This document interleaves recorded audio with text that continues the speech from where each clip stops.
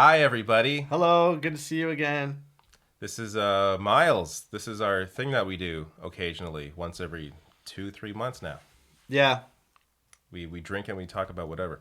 we're having a nice little Saturday here. We are, and we have a bit of an agenda today, so we know some things that we're going to talk about. At least one thing. Mm-hmm. Look at that shirt. It's very nice. We're going to explain the shirt. Okay. Wait. Should we get there now? Maybe we Yeah. we tease it. We'll get to the shirt. I got a sweet shirt too, but this is off a different place. God of War video game shirt. Damn right. Hell yeah. I am building up my gaming shirt collection. I think it's very important for me. Yeah. Hey, I like video games as well. But Dave has all the video games. Not have all the video games. He has all of them. You're more of like a nostalgia gamer. Yeah. As opposed, like I like new shit. You like everything old. I have a Nintendo, regular Nintendo, Super Nintendo, and a Sega Genesis Mini. I just thought the Mini was a good purchase. I looked into it. Good reviews, good games, you know. And I don't play all the time, so. What are you playing on there? Shinobi 3 and Sonic the Hedgehog 2 right now. There's 40 games on it, though. Oh my god, that's a good investment. Anyways, it's a good Saturday. Having some drinks, enjoying ourselves. Yeah. Big fight tonight in the boxing world, Spence versus Crawford. If we can make it till 10 o'clock, we'll be watching that as well. We're gonna make it. I want to watch that. It's currently 4:36. Oh, we're gonna make it. So I'll just pace myself here. I'm not gonna go ham. I like ham. You got some ham for later, I think. Oh yeah. Dave, I just turned 40 recently. That's right. I got you are 40 got a years new old now. tattoo. Show that. It's of a I don't know how I can show it properly, but it's a raven on top of a zombie head eating his eyeball. Pretty cool. It's a very nice tattoo. Pretty cool. And then so on my 40th birthday, I told Dave, I was like, I don't want to drink or anything because I feel like every weekend this summer I've been having drinks and I just didn't want that. Yeah. So we went and saw Oppenheimer, and we took our significant others and our buddy Brandon, and we went and saw Oppenheimer. David, what did you think about Oppenheimer? I enjoyed it. Now, there is some, because this is always going to happen, and I got some feelings about this, about discussions around the accuracy, and from what I have seen, from what I've read, it's actually very accurate. Mm-hmm. There are just some things that it leaves out that I guess some people wish it would focus on, because you could argue Christopher Nolan, you could argue he is a big filmmaker. He could potentially have used, that status, that platform to maybe touch on some other issues that were kind of glossed over in the movie, namely the indigenous land that was used for the actual test site. I did not know that. Yeah, I thought that Oppenheimer. It was mentioned. It was mentioned briefly in the movie, but it wasn't. By the way, we're not going to. What spoilers can you really spoil with it when it comes to history? Right. But we're not going to get too deep into some of the deeper scenes or like the final scenes. Right. But in terms of so they glossed over that. There wasn't too much of that, and also there was no real discussion, or I should say, there was no real showcase on how this really impacted Japanese civilians. Mm-hmm. So, and you could also maybe argue, I didn't get this feeling, though some people got this feeling from the movie apparently, that it was necessary to drop those bombs to end World War II. It actually, based on historians, ones that have discussed it, there's one guy in particular that he's actually been on the Majority Report a few times discussing this. It was not necessary, and the war was coming to an end anyway. So but Oppenheimer in the film, like he's kind of trying to argue to not drop them, right? Yeah. He's discussing how the test should be enough to scare people off. So it does give that perspective, but you could argue it doesn't give it enough. Regardless, it was a good movie, and 3 hours long. I was surprised I didn't have to go to the washroom once. Mm-hmm. I was really expecting to have to go at least once. It felt more like 2.5 to me. It actually went by pretty quick. It also helped, though, I gotta say, that we saw it in a theater that has reclining seats. Yeah, we did. I have never in my life been in a theater with like not just like fake recline, like a little recline. No, we're talking. They had the foot thing came out. You rest your feet on it. Like, yeah, I've never in my life seen that. Yeah, it was nice. So I feel like now that I've done that, I'm going to see more movies in that theater particularly. It wasn't even that far away. No, it's not that far away. So we should definitely go there more often. Yeah. Yeah, I love going to the movies. Big Christopher. We're both big Christopher Nolan fans. I would say that our favorite movie from Christopher Nolan was Interstellar. Yeah. Both of us. Though, you know what? You know what? Inception is the only movie in my life I've seen twice in theater. I could argue I think I like Inception more because I've probably seen it more times. But Interstellar is right up. Like they're 1 and 2, or they're on equal footing in my opinion. But I'm a giant Batman fan, and I loved Batman Begins and The Dark Knight. Dark Knight Rises is okay. Anyway, that's a whole other thing. We both like Christopher Nolan movies, that's for sure. Yeah. I liked Oppenheimer. I didn't think it was as good as it could have been. I felt it could have been definitely trimmed down. And I felt, you know how Nolan loves to jump timelines? It could have been more linear for me. Yeah, you could argue there was, again, no spoilers, but you could argue it jumped around maybe too much. Yeah. And at times it was like, what the hell is going on right now? And I even watched like things about J. Robert Oppenheimer on YouTube and stuff before going into the movie, just to kind of help me understand. Well, because we're talking about nuclear like fission and stuff like that, and it wasn't too heavy on the science aspect of it, which I actually appreciate. I don't think it really needed to go too deep into the science. The only science part of it that like they would draw on a chalkboard. And you'd never and be like, oh, okay, so all these equations, okay, yes, that makes sense. Make the bomb go like this, okay. But I gave it a 3.5 out of 5. Some people really loved it, and it is a good movie. It's totally worth seeing in the theater. I definitely would have to watch it again. The acting is top notch. The acting is probably its strongest suit for me. Yeah, absolutely. The people, everyone in it is on their game. Like everybody in it. And of course, the main actor, what's his name again? I was forgetting his name. Cillian Murphy. Yeah, just fantastic. He's unreal, and he'll get an Oscar nod for sure. I hope so, at least. And Christopher Nolan should get an Oscar nod finally as best director as well. Definitely go see it. I was kind of surprised by, because I purposely didn't read anything into like the movie and what they covered. So because I like going in completely clean when I go in to see a movie. I did not expect to see all of the politics aspect of it, and the even discussions of like a lot of discussions about communism and his ties to communism and all this. So that was honestly like, this is great. We get out of the movie. We get out of the movie and we're like standing around the lobby talking about it after. I'm like, well, that's David's favorite movie of all time. Because it's talking about socialism. Just because it talks about these things. I know, I'm joking. I know you're joking. But it was surprising, especially also because there's a lot of I forget why people get this impression off Nolan. Maybe there's some reasons, some good reasons for it, but his reputation is that he is more conservative. I didn't know that. So one of the examples they point to is The Dark Knight, and how Bane is like... Dark Knight Rises. Is it Dark Knight Rises? Yeah. Sorry. Dark Knight Rises. How Bane is supposed to be a representation of like... the League of Shadows? No, the 99%, the whole... Why am I forgetting? Yeah, no, But the whole anti-Wall Street movement. Like, it's supposed to... That's supposed to be Bane, and then Batman's supposed to be... Batman's essentially like, you could say like an authoritarian. He's just like one man taking this guy. But I don't know, whatever. To me, it's like, it's a fucking superhero movie. Shut the fuck up. Yeah. No.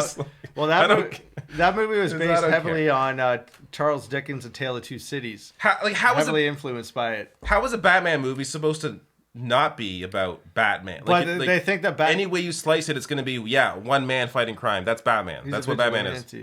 Yeah, he's going to be... So it's not a Nolan thing. It's a Batman. This is what Batman is. This is what superheroes are. I feel like The Dark Knight Rises out of the trilogy is the weakest of the three, guaranteed. There's no doubt about that.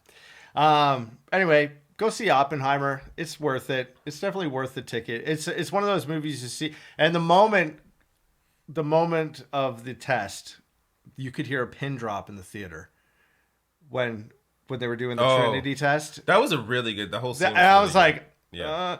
But like, and then after I was saying to Dave, I said, yeah, that scene was good, but Do you remember being in the theater in Interstellar when Matthew McConaughey goes into the black hole? Oh, that yeah, no. I was just like at the edge of my seat, like holy cow, you know what I mean? Like That's a great. that was like and to see in theaters. That's a really Yeah. good movie to see in theaters. Mm-hmm. Yeah, no.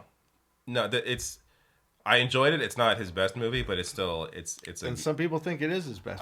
I think that the issue, just him generally, he's limited by historical facts, right? Mm-hmm. Like, so that's why I think his best work is like Inception, is Interstellar, as opposed to Dunkirk, as opposed to Oppenheimer, because there's no limitations on him when he's doing just a pure creative. Exactly, I agree. I who knows what his next movie will be? Guy's crazy. You mentioned AI. I think that's actually a problem. I could see him going into. Oh, AI. him doing an AI movie? Yeah, I could see him doing that. Yeah, like delving deep into AI. Yeah, that's totally a Nolan thing to do. Yeah, because he's kind of he's done what he can with like moving time. Like Tenet was. He's all about time. Interstellar was all about time. Tenet was and then Tenet was like the extreme of that, and it was too much. So yeah, you know what? I haven't even gotten through Tenet. That's crazy to me that you haven't finished that movie. I finished it and I was like, what? Yeah. What? James like, you have to see it though. Like, what? He's like I watched some YouTube videos after and totally understand it. No, if you watch a YouTube video explaining it, it's like, oh, this is actually really. It's brilliant in many ways, but there's no way anybody watching it the first time going into a blind would know what the hell is going on. And Nolan's he's not a hand holder for his movies. No, you know what I mean? Which is fine, but sometimes it's too much. And that one for me was way too much. Like that one you need a YouTube video to explain it to you. Right. But I got a new car. I love it. Yes, it's fit. It's a 2019 Jetta Highline. It's like the high-end Jetta. And before this, you were driving. What were you driving? 2013 Elantra. Hyundai Elantra, which was a fine car when you got it, but yeah, it's on in years and it wasn't. Doing it was totally destroyed at the end. Like, I just stopped caring about it, and then I knew I was getting a new car, and then I went to the dealer, and they had to bring it around so I could take some stuff out of it and put it in the new car. And he's like, the dealer guy's like, I just want to congratulate you on driving that car until there was absolutely nothing left to drive in it. And I was like, yeah, I know, man. I know. But anyway, I feel like such a cool dude right now in my new car. Anytime you know that feeling, right? No, such a good feeling. But it's going to make me poor again, but it's okay. It's fine. I really like it. This is what happens when you turn 40, man. You buy a new car. You buy a new car, and you're going to have it till you're 50, and then, you know. I'm going to take care. I bought all like different types of armor all for it. What do you think you're going to get when you're 50? Probably an Audi. Oh, you're going to go up to the Audi. Yeah. I do like Audis quite a bit. I feel like I'm, now that I'm a family man, it's just going to be practical all the way for me. It's going to be Hondas. Your car's good though. Like, I like Hondas. Your car's like, yeah, it is a great car. It's not even a car. It's an SUV. It's nice. It's got balls. A nice reliable Honda. It rips. Mm-hmm. It's nice wheels. Yeah, it's got some nice. We got some nice wheels. Got some nice wheels. You like that? Speaking of wheels. Okay, so yeah, let's just talk about this. So Dave knows I'm a giant fan of Degrassi Junior High and Degrassi High, and so is Dave. And again, we're talking that people like know the 90s one. Mm-hmm. No, the 80s one is where it's at. 80s, early 90s. The 80s show was so groundbreaking. Yes. For its time, especially. And like internationally known. Like internationally known. Mm-hmm. So anyway, this character right here, his name is Derek Wheeler. His nickname is Wheels on the show, played by the late great Neil Hope, who passed away in, I believe, 2007. But he was probably one of the most popular characters on the show. And so I made a joke to Dave. I said, Wheels I got kicked out of a Degrassi group actually on Facebook because I made an acronym of the name Wheels. And I said, Wheels stands for wicked hair, ears, eyes, lips, and smile. And you got kicked out. I got kicked out. One of my favorite, like when you first told me this, I'm like, you have to do a stand-up just to tell this bit because especially the way it just cracked me up. I was dying. So my birthday comes and goes. We went and saw Oppenheimer, blah, blah, blah. And then Dave texts me. He's like, I got a present for you. When are you going to be home? So he's like, I'm like, just tell me what it is. He's like, no, I got to deliver it in person. I need to see your reaction. So he comes over and he gives me 2 shirts. One's a Joker shirt, which is sick. Then he goes, this one. He's like, I made this one special. Myself. Yeah. And so I see it and I love it immediately. And then You can turn around. There you go. Wicked hair, eyes, ears, lips, and smile. So it's like the best shirt ever. And then so I posted the shirt on this Degrassi group on Facebook, and they're like, "Oh my God, where can I get that? I need that shirt." So now it's available. It's available. Check out. Oh, how to go small. Here we go. There you go. Look at that. Miles cut off a bit. But this is so therationalnational.com/merch. If you want your own wheel shirt, just go to the homepage. It should be right up here. And there you go. Yeah. And you even got a model here wearing it. See how it looks? That's our friend. It's a friend, Joe. Joe. We don't know that guy at all. This is AI created this. I mean, the model's real, but they obviously put the shirt on him. But there you go. Yeah, it's pretty sick. He looks cool in it, man. He does look pretty cool. I didn't know I had to wear a toque in the summertime to look cool. You got to wear it with the toque. So. Oh, sorry. Check a beanie, it out. If you're from the United States, it's a beanie, but in Canada we call it a toque. Yeah, to me, beanie's a dumb word. No, toque. Beanie is like food. It's a toque. Beanie is food. A little beanie? Beans. Little bean salad? Little bean. Beanie salad. That's what they should call a little bean salad. Beanie. What else did we want to talk about? I feel like I know I had Oppenheimer. We did that. Yeah. I know I had Wheels. I'm gonna open my next beer with this very tasteful beer. Some jugs. Gonna open my jug with some jugs. My mom actually got this for me and my girlfriend. Nice. Where'd you get? Las Vegas. Of course, it's Las Vegas. Nice. Have you been to Vegas? Oh yeah, 2007, man. Went there for my brother's bachelor party. It was a great time. Well, we stayed there for 5 days. We all left at different times, though. I left the latest. And, man, let me tell you what. After 5 days of being in Vegas, you want to go home so bad. So bad. I was like... Were you, like, drinking every day? Yeah. Oh, Jesus. It was different then. Like, I guess when you're younger, it's a little easier. But 2007, how old would I have been? Like, I don't know, 21, 24, maybe. 24. So, yeah, it was a good time back then. But now, 3 days max I would do for sure because I'm just an old guy. I wouldn't mind going back. Mm-hmm. Or not going back. I wouldn't mind going at all because I've never been. So I'm I don't know. I'm curious. Yeah, what it's like. You'd like it. I want to go just to go see a big fight there. You know, because it's like the fight mecca, right? I would like to go see a nice boxing fight there. There's a big boxing fight on tonight. Spence versus Crawford. It's gonna be good. Watch that. So the two here's you see all those fights with like Jake Paul and Logan Paul and the YouTubers and stuff. Those have now taken over boxing. Exactly, but now I think that the real good boxers have recognized that hey, we got to save the sport, man. We got to fight each other because back before all this stuff started happening, they weren't fighting. Best versus best wasn't happening nearly as much. To protect the records. Because, yeah, exactly. And they don't because if you lose, like that's going to bring down your stock, right? Yeah. So now the best versus the best are like fighting each other because these dudes are making a mockery of the sport, right? I feel like the way boxing is set up hurts its ability to grow in the current makeup of how society this is why I think the UFC does well is because it's a company. It's not like individuals with their own fucking it's so much different when you have the UFC, the way boxing is set up where it's all these people in their own promotional companies and it's just a bizarre kind of way to do sports. The UFC as a company, yes, does very well, but the fighters make shit compared to boxers do. Boxers make really good money. Yes. And boxing is better for the boxers. Yeah. But as a business to be able to there has to be some middle ground somewhere where you're able to have the boxers be able to develop keep the money they're making but have it under an umbrella where it's not just all these random people in their own little circles. Who was the fight? Oh yeah, I think it was one of the Paul brothers, and good for them for doing this. Said something to Dana White like, "Pay your fighters more, give them health insurance, like." And I'll fight one of these guys or whatever, you know what I mean? Like I think Jake Paul was saying this shit too. Yeah, so like good on them for saying that because it's true. Those guys put their bodies on the line. Yeah. Like that's their livelihood, man, is their body. That's how they make money is with their body, right? And could they unionize?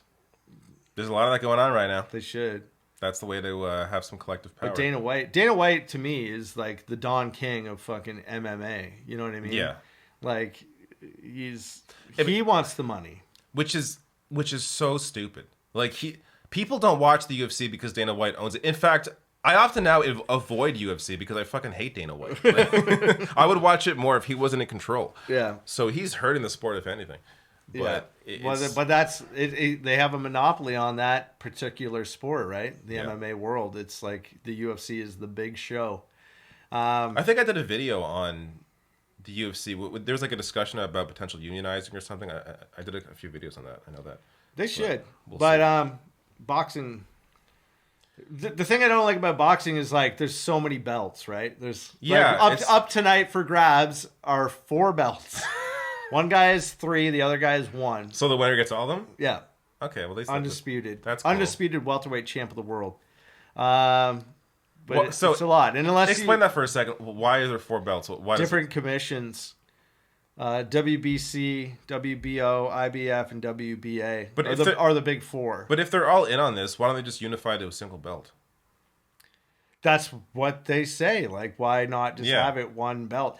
And I think you can sell a lot more tickets to a fight if it's a title fight. Yeah. You know what I mean? But usually the lineal, like, the best champs in the sport usually have the WBC. It's the green belt.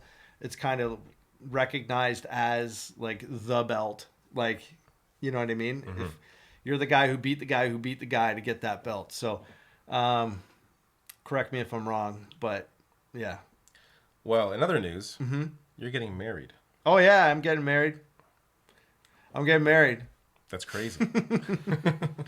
Yeah, I'm getting married. Hopefully in October. We have a plan. Dave's gonna be my best man. So, but it's not gonna be like a big extravagant wedding at all. Which I'm very glad because I feel like then I'm under pressure. Oh yeah, no pressure. There's no pressure right now. No, there's no pressure. It's just like we're going to Kingston in Ontario. If you don't know, it's a very lovely town. It's a city, but it's a historic city, and it's got a lot of historic architecture. And where we're getting married is very haunted. It's very haunted. Well, let's hope it's not too haunted. It's 94 days until Halloween. I want to be able to sleep. You'll be able to sleep, but we did stay there before, me and my fiance, and I had the biggest panic attack of my life the next day. Maybe it was because of the ghost. Maybe because the ghost was inside of you. Yeah. It inhabited your body. I think it could have been because I was hungover because it was the day after my birthday. But it could have been the ghost. That's probably... maybe it's the aliens, huh? How about that? I only watched that one clip, really. Let me be clear here. No evidence was presented. Now, look, let me also be clear. Aliens definitely exist in the universe because the likelihood is basically the mathematical likelihood goes towards yes, of course there is intelligent life. That said, when I was younger, I was very into like believing, of course aliens are here, of course. Now that I'm older, why would we not have seen them already? Everyone has a camera. So part of what happened this week with this whole hearing was that apparently this person that was one of the witnesses discussed how there are non-human biologics, he calls it, which means aliens. Yet he hasn't seen them. This is secondhand knowledge he's giving us. So already there's plausible deniability because that guy's lying, I guess. So there's no evidence. If these bodies were out there, I feel like we would know by now. We would have images. If aliens are so damn smart to come here, why are they crashing? Like, you're gonna come here just to crash your fucking UFO? I don't believe. I think whatever they're called UAPs now. Sorry, UAPs. I think whatever has been seen has been made here on Earth. I just don't find it possible that anything can travel that vast distance to come here at all. Like, it's the distance is too great. Well, I gotta say, on that point, I actually don't agree because I feel like it's not about going the distance. It's about using wormholes, and it's about technology that clearly we wouldn't understand. Yeah. That said, that doesn't mean they're here. Yeah. So No, I think there is. Yeah, there's a if you could fit. We obviously aren't advanced enough. No. We obviously aren't advanced enough to figure it out. Interstellar travel. Anyway, but I feel like it's just too hard. It's just too hard to do. And if you look at a map of UFO sightings across the world, they're all in the U.S. The U.S. is lit up like a friggin' Christmas tree. Like with all these sightings, right? And then everywhere else in the world is friggin' normal. There was a I'm not sure if it's like a meme or a joke, but I heard it from somebody where there's like the map that aliens have of Earth is just like a picture of the USA and like the pin in it. Like yeah. Exactly. It's like, and why is this only happening in the U.S.? Why, like? To be fair, I've heard of sightings outside the U.S., but. Of course, but not nearly as prevalent. I don't think there's as much of a culture around it as there is in America. It's because of Hollywood, man. Because of Roswell. They're romanticized it. Roswell. Yeah, Roswell. Oh, Roswell, baby. Wonder what's there. Probably nothing. Probably a way to capitalize and sell lots of merchandise. I will say that Independence Day was a great blockbuster movie. What's your favorite alien movie? Oh, Independence Day. I'm sure I ever saw the movie. Not Alien or Aliens, though. But Independence Day. You've never seen Independence Day? No. Oh, my gosh. Mars Attacks was okay. I'm sure there are better ones. Independence Day, I saw it in the theater. I remember seeing it, man. And I was blown away at the time. Men in Black? I was like 13 years old. Yeah, I haven't seen it. No. Independence Day for me, for sure. I got it on VHS. You got everything on VHS. Yeah. This guy's a VHS collector. Yeah. What up? Actually, we should talk about that. Why do you feel the need to collect VHSs?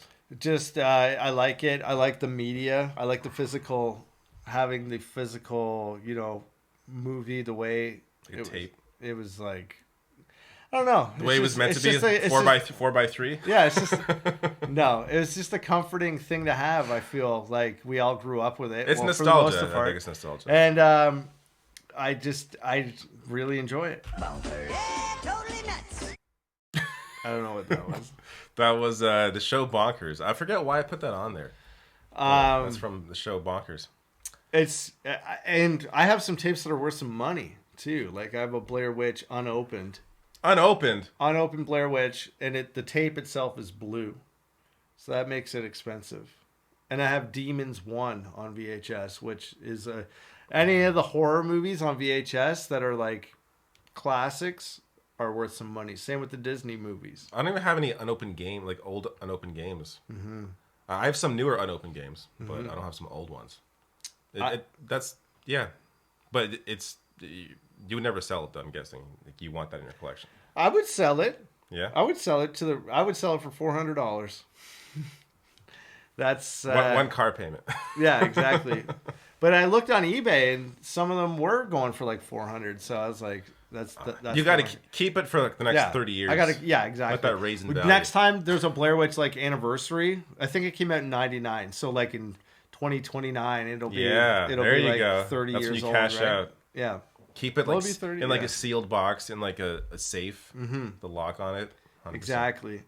I haven't caught up on getting as many tapes as I'd like recently, but I would like to get some more. If you have VHS horror movies, let me know in the comments.